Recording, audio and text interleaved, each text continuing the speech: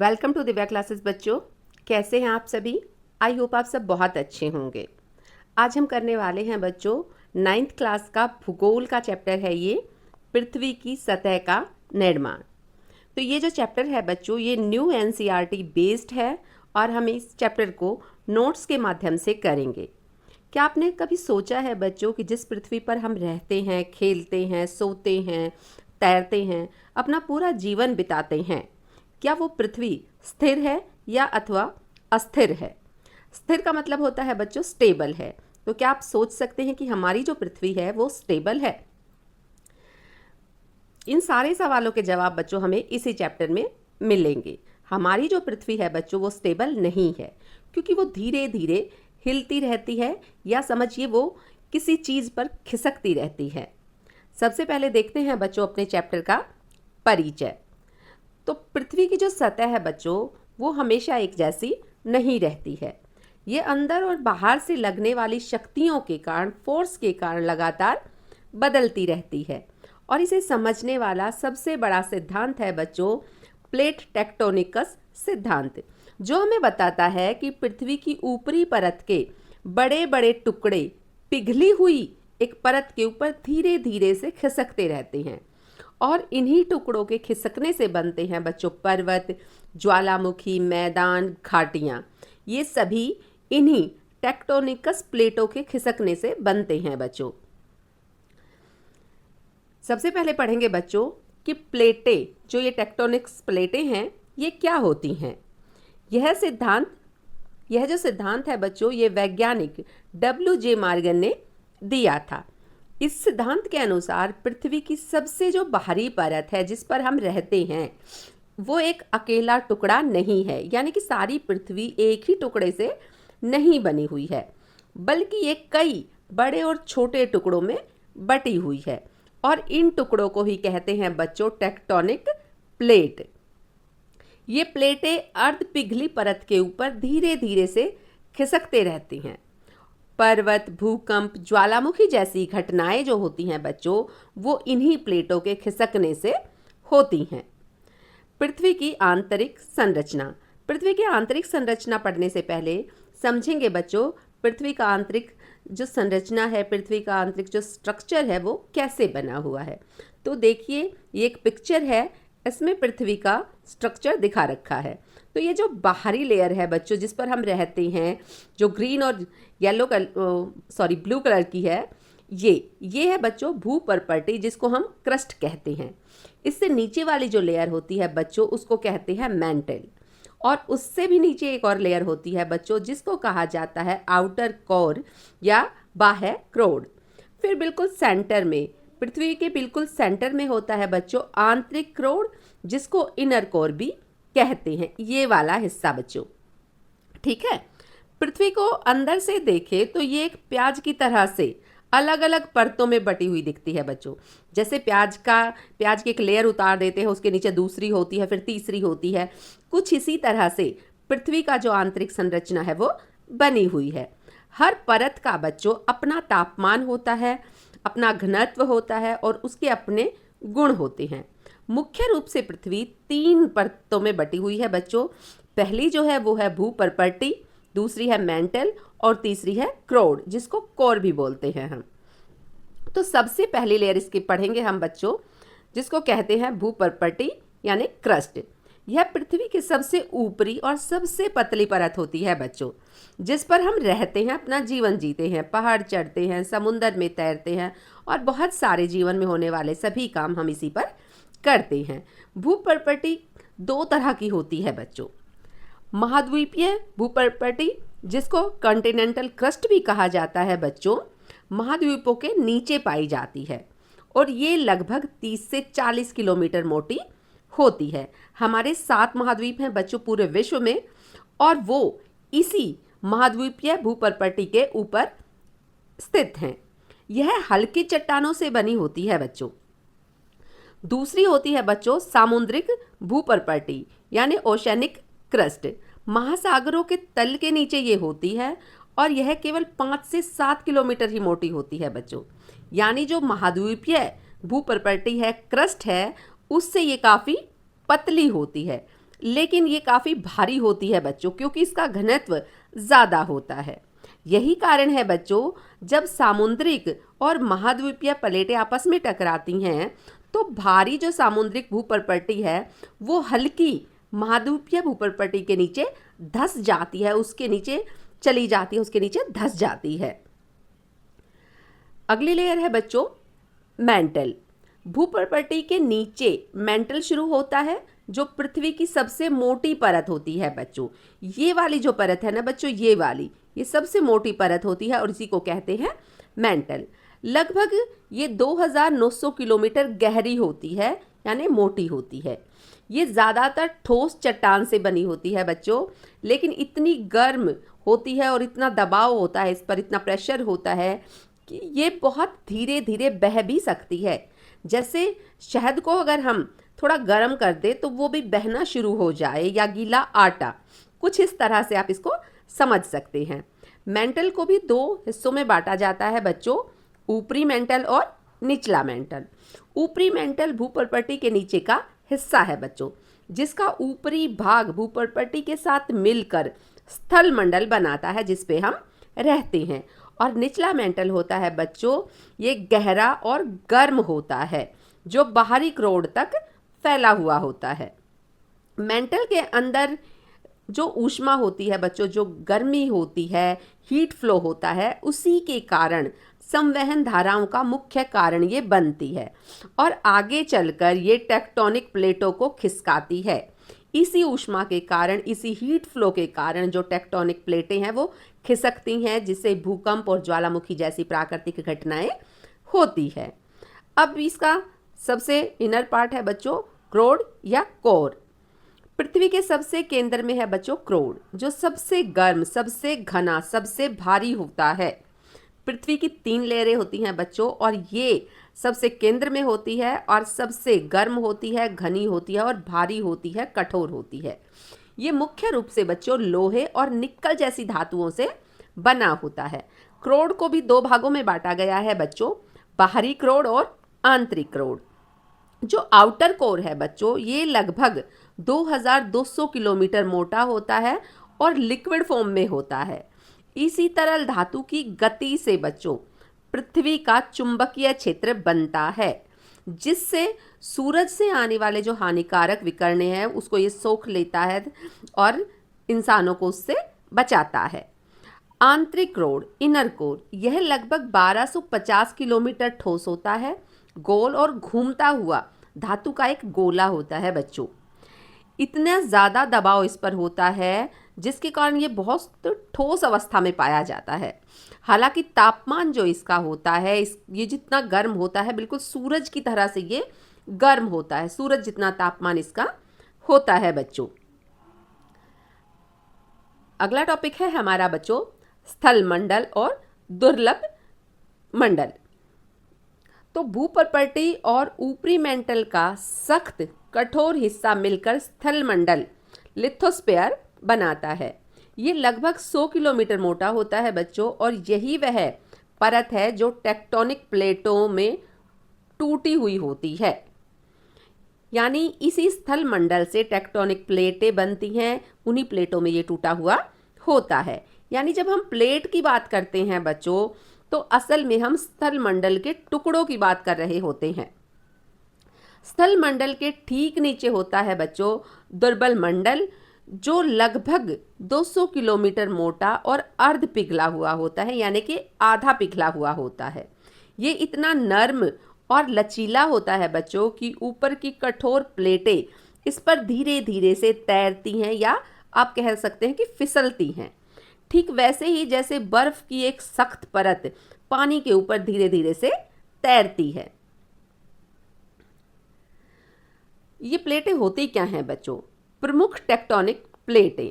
दुनिया की मुख्य प्लेटों के नाम है बच्चों प्रशांत प्लेट, यूरेशियन प्लेट। यूरेशियन में बच्चों यूरोप और एशिया दोनों आते हैं, इसलिए इसको यूरेशियन प्लेट कहते हैं। फिर है अफ्रीकी प्लेट, उत्तरी अमेरिकी प्लेट, दक्षिणी अमेरिकी प्लेट और इंडो ऑस्ट्रेलियन। सबसे लास्ट में है बच्चों अंटार्कटिका प्लेट। प्लेटें तीन तरह की होती हैं बच्चों। पहली होती है महाद्वीपीय प्लेट, जिन पे महाद्वीप होते हैं, जो महाद्वीपों को ढोती हैं। 7 महाद्वीप हैं हमारे, तो 7 ही ये प्लेटें हैं। दूसरी तरह की होती हैं बच्चों सामुद्रिक प्लेट, जो समुद्र तल को ढोती हैं, जो समुद्र तल के नीचे होती हैं। और तीसरी तरह की होती है बच्चों मिश्रित प्लेट, जिस पर महाद्वीप भी होते हैं और महासागर भी होते हैं, दोनों तरह की ये चीज़ें उस पर होती हैं। प्लेटें क्यों खिसकती हैं बच्चों, इसका कारण जानते हैं। पृथ्वी के क्रोड़ से निकलने वाली गर्मी मेंटल के पिघले पदार्थ को ऊपर उठाती है बच्चों। ठीक है, क्रोड़ की जो गर्मी है, जो शक्ति है, वो मेंटल के पिघले हुए पदार्थ को, जो पहले ही थोड़ा तरल होता है, थिक होता है, उसको ये ऊपर उठाती है, जबकि ठंडा पदार्थ नीचे बैठ जाता है। इस लगातार होने वाली गति को संवहन धारा कहते हैं बच्चों, और यही धाराएं प्लेटों को धकेलती हैं और खींचती हैं। जब ये गर्म होती हैं तो प्लेटों को ऊपर की तरफ धकेलती हैं, और जब ये ठंडी होती है तो अपनी तरफ खींचती हैं, यानी कि ठंडा होकर वो नीचे बैठना शुरू हो जाता है। तो जिससे कि ये प्लेटें, हमारी टेक्टोनिक प्लेटें हैं, वो खिसकती रहती हैं। प्लेट सीमाओं के प्रकार हैं बच्चों। किस किस तरह की ये प्लेट सीमाएं होती हैं और प्लेट सीमा क्या होती है। जहां दो प्लेटें बच्चों आपस में मिलती हैं उसे प्लेट सीमा कहते हैं, और इसके 3 प्रकार होते हैं बच्चों। पहला है अभिसारी सीमा, दूसरा है अपसारी सीमा, और तीसरा है रूपांतरण सीमा। तीनों को डिटेल से पढ़ेंगे बच्चों। पहला है अभिसारी सीमा, जहां दो प्लेटें एक दूसरे की ओर बढ़ती हैं जब दो महाद्वीपीय प्लेटें टकराती हैं। अभिसारी में बच्चों दो प्लेटें एक दूसरे की तरफ बढ़ती हैं और ये आपस में टकरा जाती हैं, और जब ये टकराती हैं बच्चों तो बनते हैं वलित पर्वत। जैसे हिमालय एक वलित पर्वत है, हिमालय इसी तरह से दो महाद्वीपीय प्लेटों के टकराने से बना हुआ है बच्चों, लाखों करोड़ों साल पहले। इसको वलित इसलिए कहा जाता है बच्चों क्योंकि इसको इतिहास के हिसाब से नया माना जाता है, वलित माना जाता है। जब एक सामुद्रिक प्लेट किसी महाद्वीपीय प्लेट से टकराती है बच्चों, तो सामुद्रिक प्लेट नीचे धंस जाती है क्योंकि वो भारी होती है, उसका घनत्व ज़्यादा होता है, जिससे क्या आता है, भूकंप आता है, धरती पे ज्वालामुखी फटते हैं। तो ये सारी क्रियाएं इसी के कारण होती हैं। दूसरी है बच्चों अपसारी सीमा, जहां प्लेटें एक दूसरे से दूर हटती हैं। अभिसारी में प्लेटें टकरा रही थी बच्चों, और अपसारी में प्लेटें एक दूसरे से दूर हो रही हैं, और जब वो दूर हो जाती हैं बच्चों तो उनके बीच में गैप बन जाता है, और जिस गैप में से निकलता है मैग्मा लावा, और ये लावा ऊपर आकर नई भूपर्पटी का निर्माण करता है, बनाता है। जैसे कि इसका बहुत अच्छा एग्जाम्पल है मध्य अटलांटिक कटक। मध्य अटलांटिक कटक एक महासागर है बच्चों, जहाँ पे बहुत लंबी श्रृंखला में पर्वत श्रृंखला बनी हुई है, जिसको कटक कहते हैं बच्चों। वो इसी कारण बनी है क्योंकि वहाँ पे जो ये प्लेटें हैं एक दूसरे से दूर जा रही हैं, और बीच में से मैग्मा निकला जिसने कटक को बनाया। कटक होता है बच्चों बहुत लंबी पर्वत श्रृंखला। ठीक है। तीसरी सीमा होती है बच्चों रूपांतरण सीमा, ट्रांसफॉर्म बाउंड्रीज, जहां प्लेटें एक दूसरे के बगल से खिसक के निकलती है बच्चों। मान लीजिए एक प्लेट इस तरफ जा रही है और दूसरी प्लेट इस तरफ जा रही है, तो ये एक दूसरे से रगड़ खा के खिसक के निकलेंगी। इससे न तो भूपर्पटी बनती है, नई बनती भी नहीं है, और पुरानी नष्ट भी नहीं होती है, ख़त्म भी नहीं होती है, बल्कि इस तरह की प्रक्रिया से भूकंप आते हैं बच्चों, बहुत विनाशकारी भूकंप आते हैं। जैसे अमेरिका का सैन एंड्रियास फॉल्ट, यहाँ पे भी ऐसा ही हुआ था बच्चों। ये अमेरिका के कैलिफोर्निया में है, जहाँ पे ये प्लेटें एक दूसरे से खिसक के निकलती हैं, और यहाँ पर बहुत विनाशकारी भूकंप आते रहते हैं। अगला पॉइंट है बच्चों हमारा रिंग ऑफ फायर। तो रिंग ऑफ फायर क्या है? दुनिया के अधिकतर भूकंप या ज्वालामुखी बच्चों प्लेट सीमाओं पर ही आते हैं, यानी कि जहाँ पर दो प्लेटें आपस में मिलेंगी उसको प्लेट सीमा कहेंगे, और उन्हीं सीमाओं पर आएंगे बहुत ज़्यादा भूकंप और ज्वालामुखी। ठीक है। खासकर प्रशांत महासागर के चारों ओर के क्षेत्र में ऐसा होता है बच्चों, और इसीलिए इस क्षेत्र को कहा जाता है ring of fire. Ring of fire इसको कहा जाता है क्योंकि यहाँ पे बहुत ज़्यादा प्लेटें एक दूसरे से खिसक के निकलती हैं, जिससे भूकंप और ज्वालामुखी होते रहते हैं। अगला टॉपिक है बच्चों इसी चैप्टर का, बहुत इंपॉर्टेंट टॉपिक है ये, अपक्षय और अपरदन। अपक्षय होता है बच्चों एक ऐसी प्रक्रिया, ऐसी स्थिति जिसमें चट्टानें, पहाड़ या धरती टूट जाती है, लेकिन टूटकर वो उसी जगह, उसी स्थान पर होती है। और अपरदन का अर्थ होता है बच्चों कि जब चट्टानें, भूमि, पठार छोटे छोटे टुकड़ों में टूट जाते हैं और वो हवा, पानी, नदियों के द्वारा बहकर कहीं और चले जाते हैं, उसको कहते हैं बच्चों अपरदन। सबसे पहले पढ़ेंगे अपक्षय क्या है। अपक्षय बच्चों वह प्रक्रिया है जिसमें चट्टानें अपनी जगह पर ही टूटकर छोटे छोटे टुकड़ों में बदल जाती हैं और इसमें टुकड़ों का कहीं और आना जाना शामिल नहीं होता, केवल टूटना होता है। तो इसके 3 प्रकार होते हैं, 3 तरह से इसको देखा जा सकता है, भौतिक अपक्षय, रासायनिक अपक्षय और जैविक अपक्षय।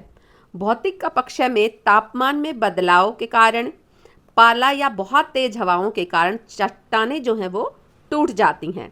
और रासायनिक अपक्षय में पानी, हवा या अम्ल के साथ प्रतिक्रिया होने से चट्टानों के जो खनिज हैं वो बदल जाते हैं और नए पदार्थ उनसे बन जाते हैं।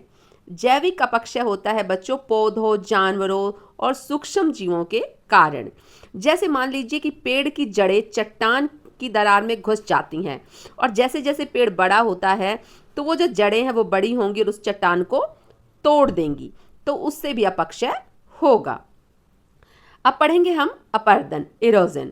अपरदन वह प्रक्रिया है बच्चों जिसमें मिट्टी, चट्टानें और अन्य सतही पदार्थ टूटकर एक जगह से दूसरी जगह चले जाते हैं। वो पानी में बह जाते हैं या उनको तेज हवाएं ले जाती हैं या बर्फ़ जो पिघल के आती है या बर्फ़ टूट के आती है वो उनको अपने साथ ले जाती है या समुंदर की लहरें उनको अपने साथ ले जाती हैं, उसी को कहा जाता है अपरदन। अपक्षय से इसका फर्क यह है बच्चों कि अपरदन में पदार्थ का संचलन होता है, यानी कि वो एक जगह से दूसरे स्थान पर चला जाता है, पानी के द्वारा, हवा के द्वारा, नदियों के द्वारा, लहरों के द्वारा। अपरदन के प्रकार, अपरदन कई प्रकार से होता है बच्चों, जैसे कि जल अपरदन जिसमें नदी, बारिश या समुद्र की लहरें शामिल होती हैं। वायु प्रदूषण, सूखे और रेतीले इलाकों में आम होता है ये। हिमानी अपरदन, चलती बर्फ द्वारा। और तटीय अपरदन, समुद्री लहरों के द्वारा। हिमानी बर्फ होती है बच्चों, हिमानी अपरदन होता है ग्लेशियर, जब ग्लेशियर टूटकर दूसरी जगह पर चले जाते हैं, फिसल जाते हैं। तो अपरदन का मानव जीवन पर क्या असर पड़ता है बच्चों? तो अपरदन का मानव जीवन पर नकारात्मक असर पड़ता है बच्चों, क्योंकि इससे होता क्या है कि किसानों की जो उपजाऊ ऊपरी मिट्टी होती है वो अपरदन के कारण बह जाती है और फसल की पैदावार कम होने लगती है, यानी कि खेती अच्छी नहीं होगी किसानों की। मिट्टी की जो ऊपरी सतह होती है बच्चों वही उपजाऊ होती है, उसी पर अच्छी फसल होती है और वो अपरदन के कारण बह जाती है, वो मिट्टी कहीं और चली जाती है बह के, जिससे किसानों का नुकसान होता है, फसल का नुकसान होता है। नदी और तट के पास रहने वालों की जमीन, घर, सड़कें, ये सब भी इसके कारण बह जाती है। निर्माण और खनन के कामों में भी जमीन अस्थिर हो जाती है, जिससे ये खतरा और ज़्यादा बढ़ जाता है। पर्यटन और मछली पकड़ने के उद्योग भी, संसाधन भी लोगों के नष्ट हो जाते हैं।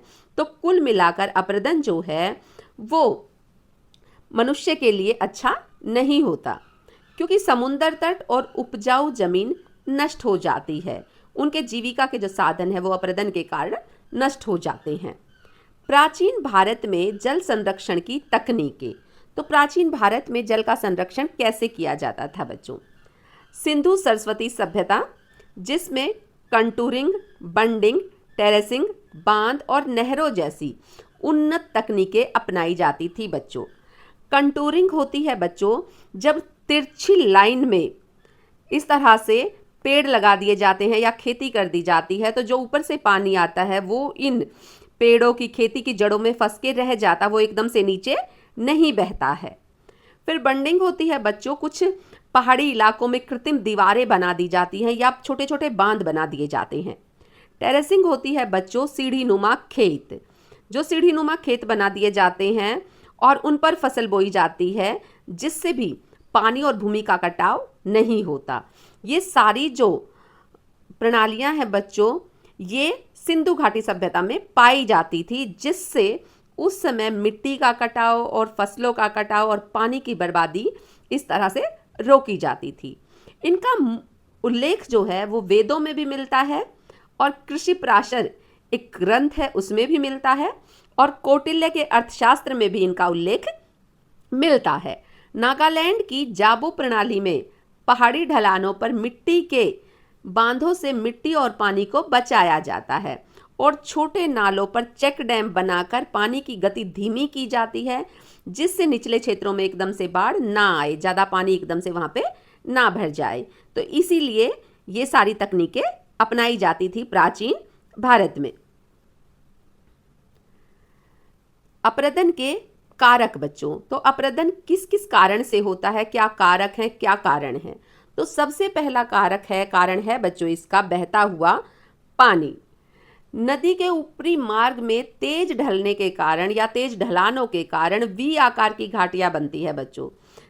फिर उससे बनते हैं जलप्रपात यानी कि वाटरफॉल, जैसे तेज धाराएं बनती हैं।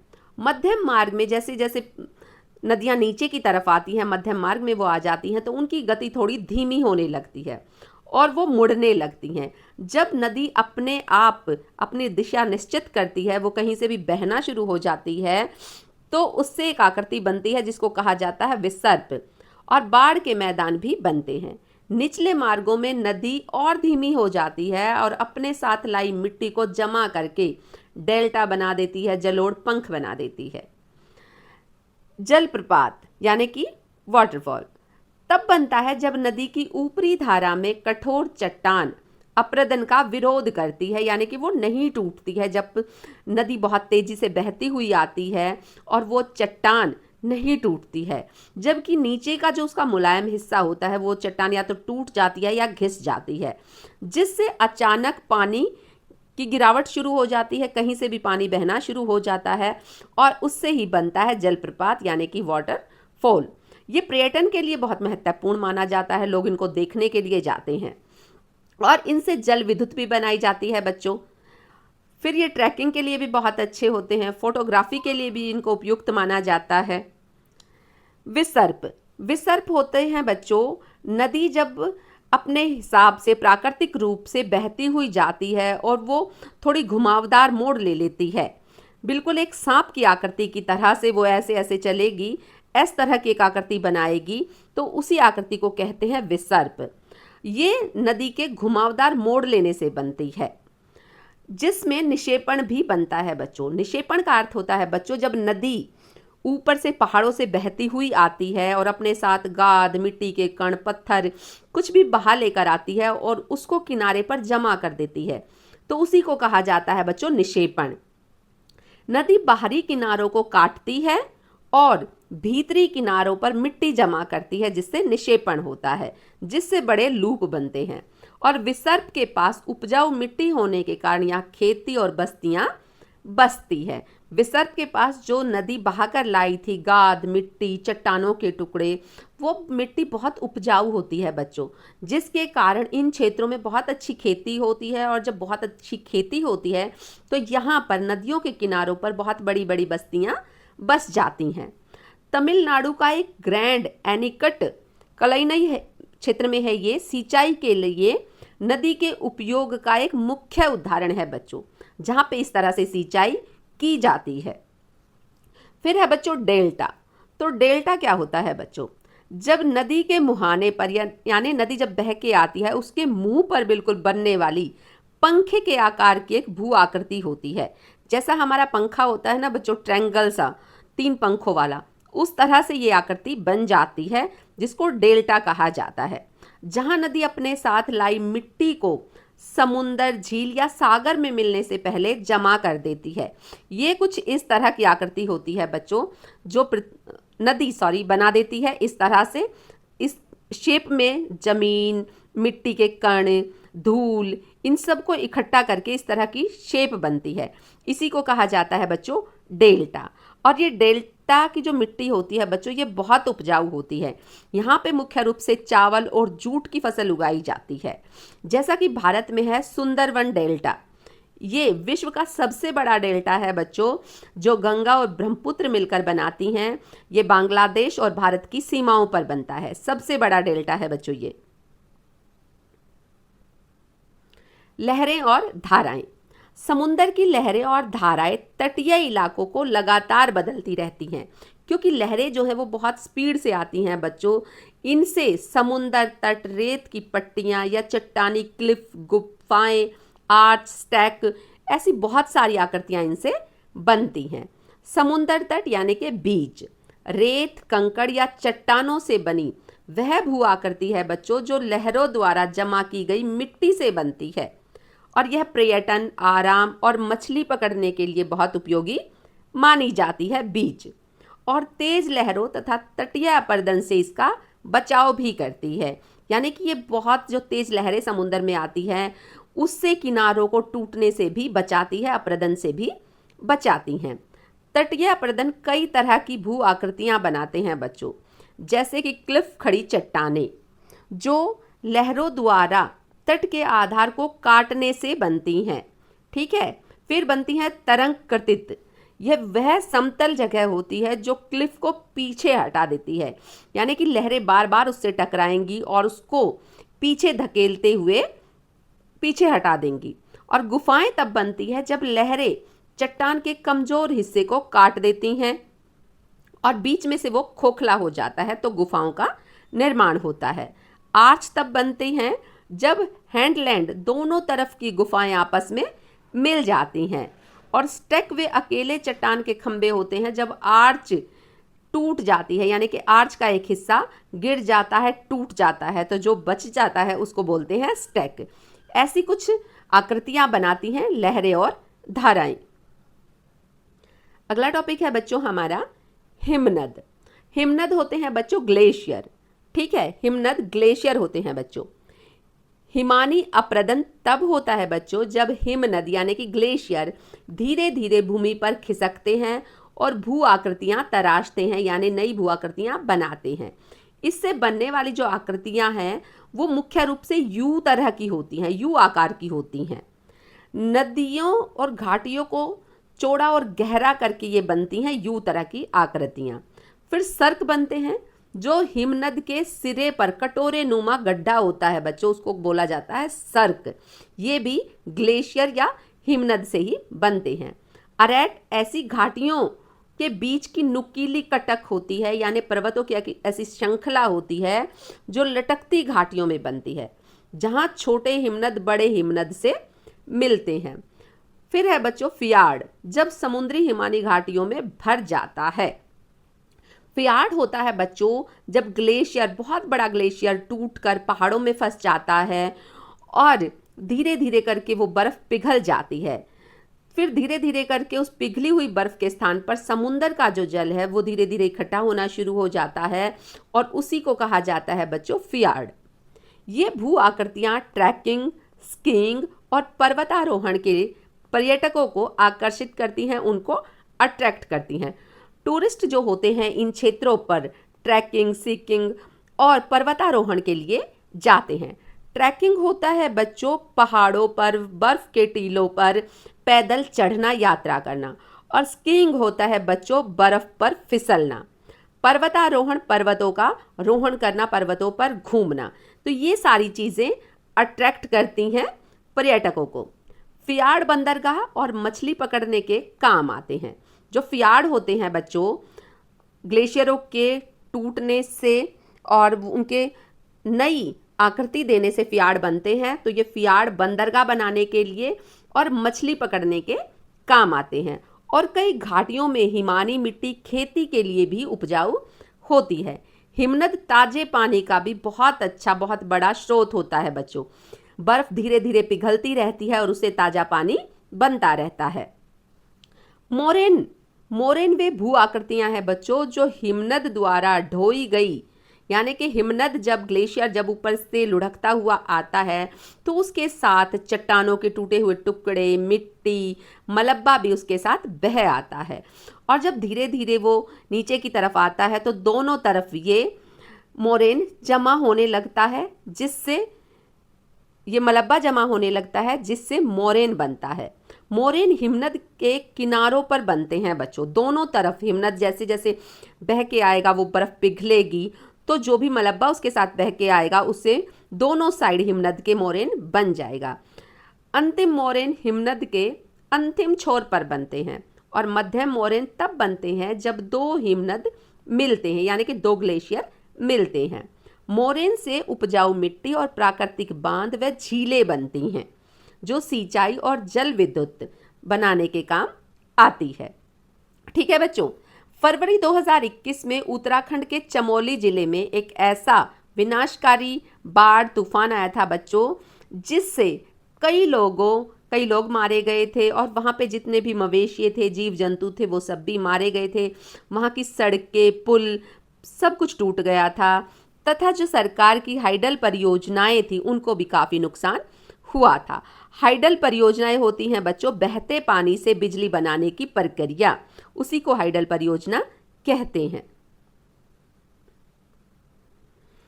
अप्रदन का एक और कारक है बच्चों हवा। हवा यानी वायु अप्रदन तब होता है जब तेज हवाएं रेत और मिट्टी के टीले कण उठाकर ले जाती हैं। इससे बनने वाली आकृतियों को यारडांग, वेट इफेक्ट और डिप्लेशन हालो या ब्लो आउट कहा जाता है और मरुस्थल या फुटपाथ बीन से बनते हैं। बालू के टीले हवा द्वारा रेगिस्तान या रेतीले तटों पर बनाए गए रेत के टीले होते हैं बच्चों। ये मोस्टली रेगिस्तान या सूखे इलाकों में बनते हैं जहाँ पे रेत बहुत ज़्यादा होता है। बरखान टीले अर्धचंद्र आकार के होते हैं, यानी कि ये आधे चंद्रमा जैसे दिखते हैं और ये तब बनते हैं बच्चों जब रेत सीमित होता है और हवा एक ही दिशा से आती रहती है तो वो कुछ आधे चांद जैसी आकृति ले लेती है। और अनुदैर्ध्य टीले प्रचलित हवा के समांतर लंबी कटकों के रूप में बनते हैं, यानी कि वो पर्वतों की मिट्टी के टीलों की एक श्रृंखला बन जाती है। तारा टीलों की कटाई तब होती है बच्चों जब हवा अलग अलग दिशाओं से आती है। और पर्वतीय टीले यू आकार के होते हैं जो अक्सर वनस्पति द्वारा स्थिर होते हैं, यानी कि वहाँ पर छोटी मोटी वनस्पति होती है, पेड़ पौधे होते हैं, तो वो जो क्षेत्र है वो स्थिर होता है, वो हवा के साथ वहाँ का रेत, वहाँ की मिट्टी उड़ती नहीं है। ये टीले मरुस्थलीकरण और वायु अपरदन से बचाव करते हैं, यानी कि ये मिट्टी के कटाव को रोकते हैं और जो मरुस्थलीकरण होता है उनसे भी बचाते हैं। पर्यटन और एडवेंचर स्पोर्ट्स को ये बढ़ावा देते हैं और कुछ तटीय इलाकों में बस्तियों को तेज समुद्री हवाओं से भी ये बचाते हैं, उनकी रक्षा करते हैं। अगला है बच्चों भूमिगत जल, यानी कि भूमि के नीचे बहने वाला जल। चूना पत्थर जैसी घुलनशील चट्टानों में भूमिगत जल रासायनिक अपक्षय और अपरदन से खास तरह की भू आकृतियां बनाता है, जिन्हें कहते हैं बच्चों कार्स्ट। ये स्थलाकृति होती हैं, यानी स्थल पर बनी आकृति होती हैं। इसकी आकृतियों में शामिल है बच्चों गुफाएं जो अम्लीय पानी से चट्टान घुलने पर बनती हैं और खोखली हो जाती हैं। फिर है स्टेलेक्टाइट, गुफा की छत से लटकती हुई कुछ आकृतियां। फिर है स्टेलग्माइट, गुफा के फर्श से ऊपर उठती हुई कुछ आकृतियां। सिंक होल या डोलाइन, जमीन के धंसने से बना गड्ढा होता है बच्चों। और भूमिगत नदियां जो गुफा तंत्र में होकर बहती हैं, यानी कि वो ऊपर से दिखाई नहीं देती, वो पहाड़ों के गुफाओं के अंदर ही अंदर बहती हैं। ये भू आकृतियां ताजे पानी का स्रोत होती हैं बच्चों, बहुत बड़ा, और पर्यटन के लिए महत्वपूर्ण होती हैं। कई जगह इनका धार्मिक और सांस्कृतिक महत्व भी होता है। भू आकृतियां और मानव सभ्यता का संबंध क्या है बच्चों? जो ये भू आकृतियां हैं इनसे मानव की जो सभ्यता है वो किस तरह से जुड़ी हुई है? तो भू आकृतियों में बच्चों मानव इतिहास, बस्तियों और व्यापार को गहराई से प्रभावित किया है। गहराई से ये आपस में जुड़े हुए हैं। देखिए, जहाँ जहाँ पे भी जमीन उपजाऊ होती है नदियों के किनारे पर, वहीं पे सभी विश्व की जो सभ्यताएं हैं वो फली फूली हैं। जैसे कि हमारी सिंधु घाटी सभ्यता, वो भी एक नदी के किनारे पर ही फली फूली सभ्यता है। विश्व की प्राचीन सभ्यताओं में से ये सभ्यता एक रही है बच्चों। इनकी जो ज़मीन होती है ये बहुत उपजाऊ होती हैं, जिसके कारण यहाँ पर ज़्यादा बस्तियाँ बसती हैं, और जहाँ भू आकृतियाँ बाधा बनती हैं वहाँ पे मनुष्य रास्ते खोज निकालते हैं बच्चों। तो नदियों के मैदान, गंगा, सिंधु, नील और ब्रह्मपुत्र जैसी नदियों के उपजाऊ मैदानों ने बच्चों, जो उत्तर भारत में मुख्य रूप से पाया जाते हैं ये मैदान, इन्होंने कृषि आधारित समाजों और प्राचीन शहरों को जन्म दिया है बच्चों। नदियाँ खेती के लिए पानी और उपजाऊ मिट्टी देती हैं, साथ ही ये आवागमन का यानी कि परिवहन का भी अच्छा सोर्स होती हैं, जिससे व्यापार बढ़ता है बच्चों। फिर है पर्वत। पर्वत दोहरी भूमिका निभाते हैं बच्चों। पहली तो ये सुरक्षा देते हैं, फिर ये रुकावट भी बनते हैं। हिमालय ने भारत को कई आक्रमणकारियों से बचाया है, लेकिन खैबर दर्रे जैसे रास्तों से व्यापार और दूसरे देशों से हमारा सांस्कृतिक आदान प्रदान भी संभव बनाया है। अब है रेगिस्तान। थार जैसे रेगिस्तानों में पानी की कमी के कारण बड़ी बस्तियां नहीं बस पाई बच्चों, क्योंकि यहाँ पे ना तो पानी होता है ना नदियाँ होती हैं, जिससे मिट्टी भी उपजाऊ नहीं होती है। जहाँ पे बस्तियाँ बहुत कम बसी हैं, बिल्कुल न के बराबर।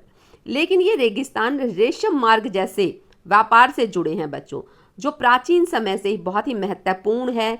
चीन, भारत, मध्य एशिया और यूरोप को ये रेशम मार्ग जोड़ता है, जो कि बहुत ही महत्वपूर्ण रास्ता है, जहाँ से माल और विचारों का आदान प्रदान प्राचीन समय से ही होता रहा है बच्चों। अगला टॉपिक है बच्चों हमारा भू आकृतियों से जुड़ी हुई आपदाएं, यानी जो भू आकृतियां हैं उनसे किस तरह आपदाएं जुड़ी हुई हैं, उन पर किस तरह की परेशानियां आती हैं। सबसे पहला है बच्चों हमारा भूस्खलन, जिसको हम लैंडस्लाइड भी कहते हैं। ये क्यों होता है बच्चों? पहाड़ों पर आपने देखा होगा न्यूज़ में, बारिश के मौसम में अक्सर आपको ये सुनाई पड़ता है। भूस्खलन कई प्राकृतिक और मानवीय कारणों के कारण होता है बच्चों, जब ढलानें अस्थिर हो जाती हैं, यानी कि वो स्टेबल नहीं रहती। भारी और लगातार बारिश एक बड़ा प्राकृतिक कारण है बच्चों, जिसके कारण लैंडस्लाइड होता है, क्योंकि पानी और मिट्टी चट्टानों में घुसकर उनका भार बढ़ा देता है, उनका वजन बढ़ा देता है, जिससे घर्षण कम होता है, वो एक दूसरे से जुड़ के नहीं रह पाती। और भूकंप और ज्वालामुखी विस्फोट भी यही काम करते हैं, इनका घर्षण कम कर देते हैं, इनको हिला देते हैं, जिससे ये ढलानें कमज़ोर हो जाती हैं और तेज ढलान ढीली हो जाती है। अपक्षीय चट्टान भी खतरा बढ़ाती हैं, बनाती हैं ज़्यादा। ठीक है, ये कारण तो है बच्चों प्राकृतिक कारण, जिससे लैंडस्लाइड होती है। कुछ कारण मानवीय कारण भी हैं बच्चों, इंसानों के पैदा किए गए कारण हैं, जैसे कि वनों की अत्यधिक कटाई, खनन, जिसमें हम ज़मीन को खोद के उसके गर्भ से कीमती जो भी पेट्रोलियम है, धातुएं हैं, उनको निकाल लेते हैं, जिससे ज़मीन खोखली हो जाती है और लैंडस्लाइड का कारण बनती है। फिर है बच्चों पहाड़ी क्षेत्रों में सड़क निर्माण जैसी कार्य, जिससे भी पहाड़ी जो क्षेत्र है वो कमज़ोर हो जाते हैं, ढलानें हिल जाती हैं, ढीली हो जाती है, जिसके कारण भी लैंडस्लाइड होता है।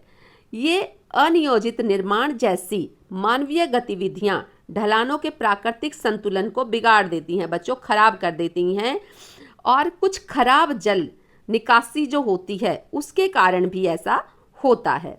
गलत भूमि उपयोग से भी पानी जमा हो जाता है, जिससे अचानक ढलान टूट जाती है, कमज़ोर होकर वो टूट जाती है, जिसके कारण भी लैंडस्लाइड होती है। बहुत जानमाल की हानि होती है, वनस्पति की हानि होती है। दूसरा है बच्चों भू आकृतियों से जुड़ी आपदा में हिमस्खलन। हिमस्खलन तब होता है बच्चों जब पहाड़ी ढलानों पर बर्फ अचानक अस्थिर हो जाती है, यानी कि ग्लेशियर टूटकर नीचे की तरफ आ जाते हैं। कम समय में या तो भारी हिमपात हो जाता है, बर्फ बहुत ज़्यादा पड़ जाती है, जिससे वहाँ पर अतिरिक्त भार हो जाता है, और खासकर जब वह कमज़ोर परतों पर टिकी होती है। तापमान में अचानक वृद्धि से भी बर्फ जो है बच्चों आंशिक रूप से पिघलना शुरू कर देती है, जिससे घर्षण कम हो जाता है, या फिर तेज हवाएं चलती है, जिससे बर्फ को असमान रूप से जमा कर सकती है, जिसके कारण भी हिमस्खलन होता है। कमज़ोर परतों पर ये ज़्यादातर होता रहता है। भूकंप और कंपन जैसी प्राकृतिक घटनाएं, प्राकृतिक आपदाएं भी इसका कारण बनती है। फिर स्कीइंग, ट्रैकिंग या पहाड़ी इलाकों में निर्माण जैसी मानवीय जो गतिविधियां हैं, इंसान जो काम करते हैं, उनसे भी ये होता है और बर्फ का संतुलन बिगड़ जाता है, जिससे हिमस्खलन है उसका ट्रिगर हो सकती हैं। ये उस खतरे को और ज़्यादा बढ़ा देती हैं। अगला पॉइंट है बच्चों हमारा हिमानी झील और प्रस्फुटन बाढ़। ये क्या होती है? ये तब होता है बच्चों जब हिमानी झीलों से बहुत सारा पानी अचानक निकल जाता है, यानी कि बर्फ़ पिघल जाती है और अचानक से बहुत पानी इकट्ठा हो जाता है और उन झीलों से वो पानी या वो बांध जो होते हैं, कृत्रिम बांध, वो टूट जाते हैं और एकदम से पानी नीचे की तरफ बहना शुरू हो जाता है। बढ़ते तापमान के कारण हिमनद तेजी से पिघलते हैं, यानी कि बर्फ बहुत तेजी से पिघलती, ग्लेशियर बहुत तेजी से पिघलते हैं, जिससे हिमानी झीलों का जो आकार है, उनका जो जल स्तर है वो बढ़ जाता है और इससे बर्फ या ढीले मोरौन बने, जैसे प्राकृतिक बांध मोरैन बना देते हैं, वो भी टूट जाते हैं और भारी बारिश या तेज हिमपात से झील में और पानी आ जाता है। या फिर भूकंप, हिमस्खलन, भूस्खलन या बांध का कमज़ोर होना अचानक से इन सब को तोड़ देता है और जो पानी इकट्ठा हुआ था बच्चों, वो अचानक से निकलना शुरू हो जाता है और एक विनाशकारी बाढ़ का रूप ले लेता है। उसी को कहा जाता है बच्चों हिमानी झील प्रस्फुटन बाढ़। ठीक है। फिर है बच्चों धूल भरी आंधी। धूल भरी आंधी तब आती है बच्चों जब तेज हवाएं ढीली सूखी मिट्टी और रेत को हवा में उड़ा देती है। लंबे समय तक सूखा और कम बारिश मिट्टी को सुखा देती है। बहुत ज़्यादा नमी मिट्टी में नहीं होती, जिससे बहुत तेज़ जब हवाएं चलती है तो महीन मिट्टी के जो कण है वो अपने साथ आसानी से उड़ा ले जाती है। यह रेगिस्तान और अर्धशुष्क जो क्षेत्र होते हैं बच्चों, उन पर आमतौर से ऐसी घटनाएं होती रहती हैं, मोस्टली गर्मी के सीज़न में। जहाँ मिट्टी ढीली और सूखी होती है, वनों की कटाई, अति चराई, खराब खेती की वजह से या विरल वनस्पति, जहाँ पे वनस्पति बहुत ज़्यादा नहीं पाई जाती, बंजर भूमि होती है, वहाँ पे ऐसा होता रहता है। जलवायु परिवर्तन और चरम मौसम की स्थितियाँ धूल भरी आंधियाँ आवर्तित और तीव्रता को और बढ़ा सकती हैं बच्चों, जिस तरह से धूल भरी आंधियाँ और ज़्यादा खतरनाक होती हैं।